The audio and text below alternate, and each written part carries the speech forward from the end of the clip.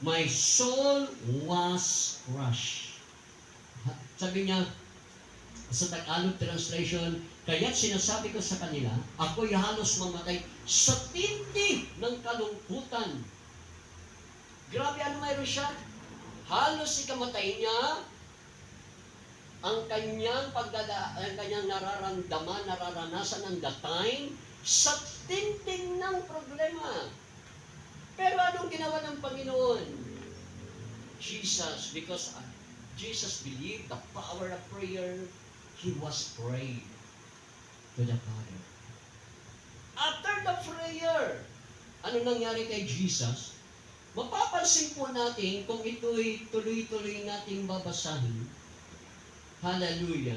Dumating po ang mga tagapaghuli kay Jesus, kasama na po si Judas.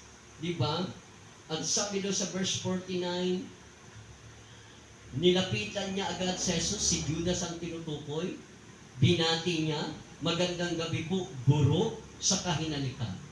Sinabi sa kanya ni Jesus, kaibigan, gawin mo na ang sadya mo. Imagine ano?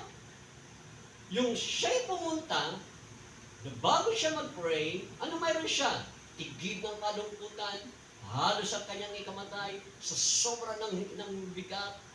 Pero after na manalangin ang Panginoon, ano mayroon siya?